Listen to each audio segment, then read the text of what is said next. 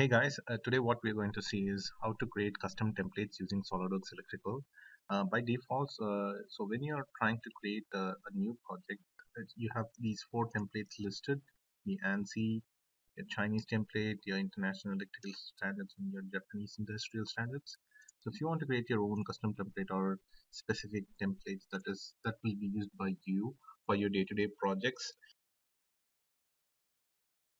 the way to do is like you have to create the first project as per your requirement. Like I've did, if you see here, I've created my template for power and control drawings with my specific number formats for the drawing for control and power. And if you open one of my drawings, then you'll see template is different compared to the default template. So if we open the project manager, so if I create a new project, let's create IEC project, let's create, okay, IEC, let's scope the default values. You see that it's extracting data and it's on archiving.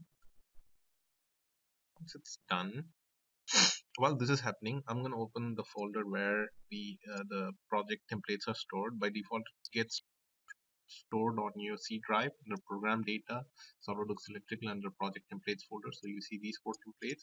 This is where we are going to store our new template that we are going to create now. So let's get on with that. So if you see here, by default it has four drawings: one for your cover page, and you have your drawing list listing all the number of drawings that you have, your wiring line diagram, you have your electrical scheme.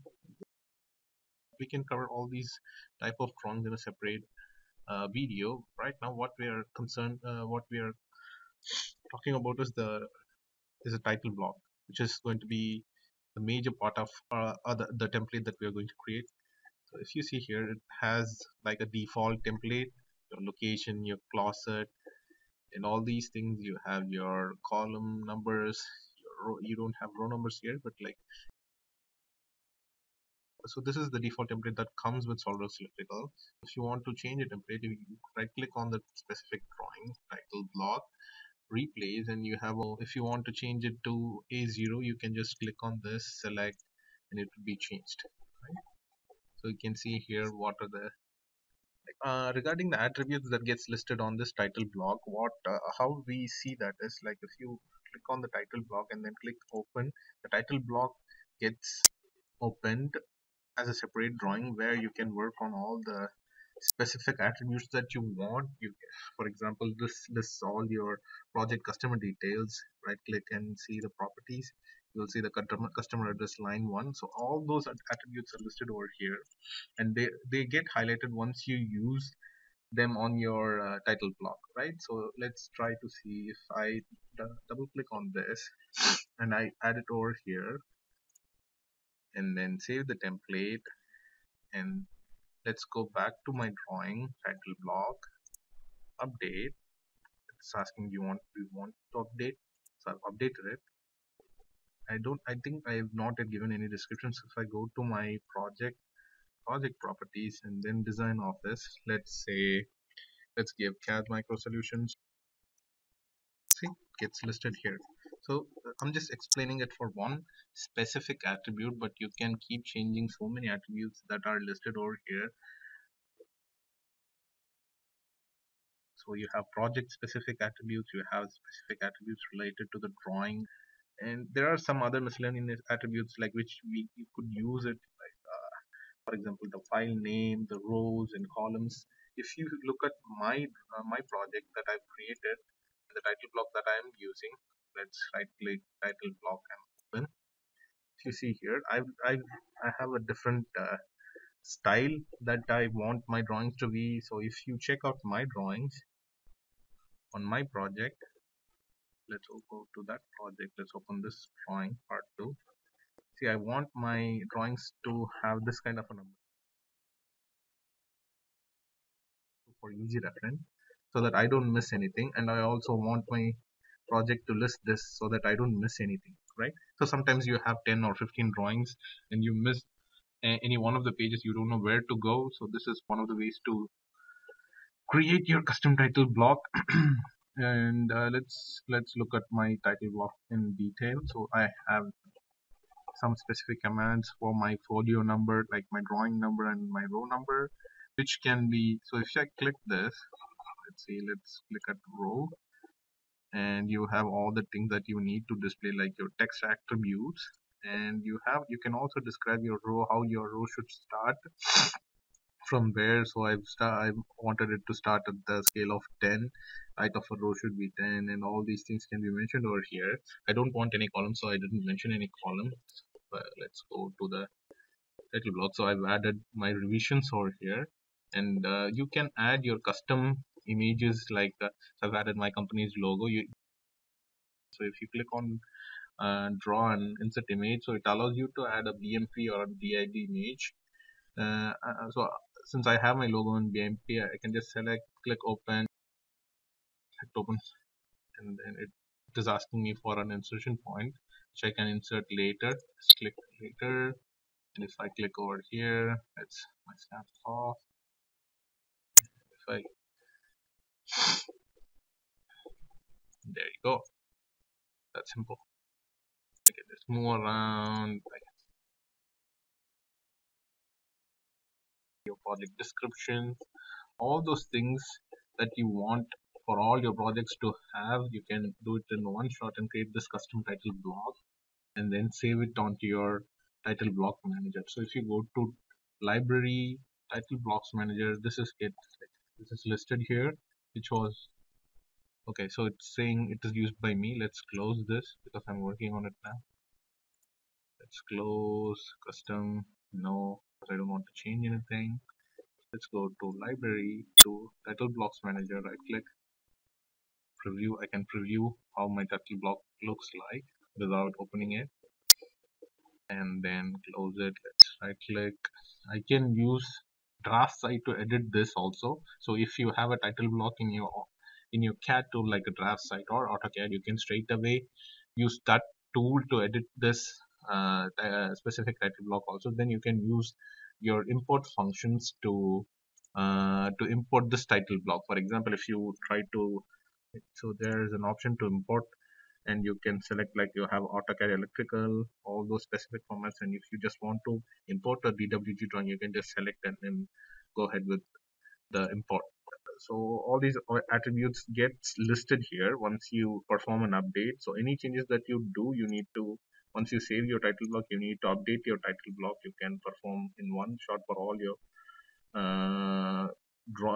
documents in like this.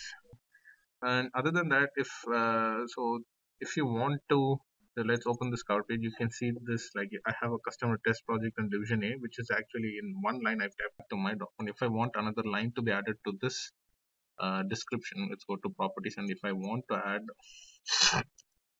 another line to this description, let's say power single phase, let's say single phase controls, and click OK. If you see, this gets listed like in one line. So if you want to make this into like multi-line, just like what I've did with my project description, what you need to do is you need to go back to that title block and click this uh, edit title block multiple attributes. So it is asking me how many multiple attributes that you want to create and what is the distance between those attributes. So let's click for 2 and then click on this. So if you see here, like it gets converted into 2 title blocks, and you just need to pull it down, click save file, save, go to my cover page. Let's go back to my drawing, cover page, title block, sorry, title block, update, and there you go. So that's how you add multiple lines to your title block. What else? So once you are once you're happy with your project template, like once you're happy with your design, which you want to make it like in like a template for your future projects, what I would say, this goes with everything. So it's not just your title block. For example, if you go to any configurations that you make here, like if you had many different wire styles, so by default we have group 0, group 1 and group 2, and if you plan to add another numbering group, let's say let's add group number 3. I'm going to add more description to this description. I would say let's see, let's type control set wire set and click OK. Hmm,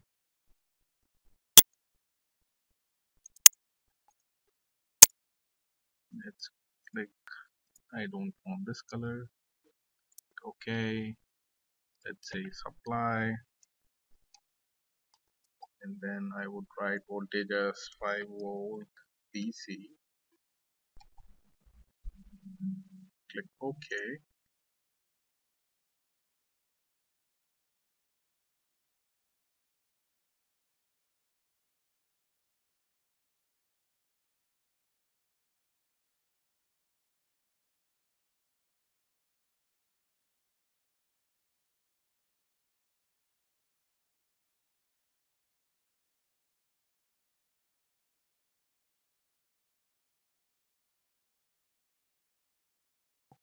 So I've created a new wire set that I can use for my projects. Even these gets transported into your template. Like whatever that you create here would get copied to the template that you're creating. So I'm happy with my design now. So what I'm going to do is let's close this project. Let's save this one. I'll save whatever that I've changed. Let's go to my project manager. Before that, let's close these things so that we don't have any conflict. Let's go to my project manager. See, I've created a project specific template. Let's, if you click on save as template button, it would ask me what should I write a title, like customer. Let's try custom template or office template. Okay, so this template gets created and it's asking me, do you want to open this folder? See here, your new template is created. So the next time you are opening you're creating a new project, let's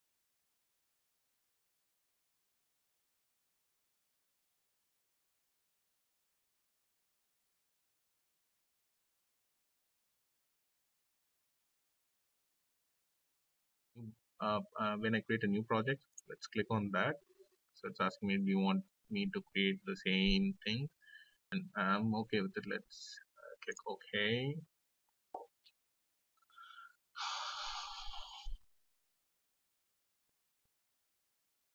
It's archiving it. Let's wait for it.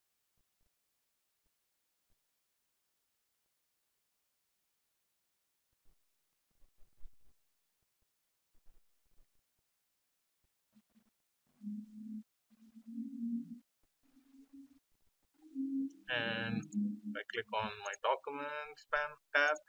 I see all my drawings as I've created for every project that I want. And if I go to my project configuration wire styles, and I would have my control wire set there. So you can define all the things that you need for a specific project or like for your company specific wire styles. You can specify them here. Have the freedom of creating so many templates as per your requirement. So that would conclude our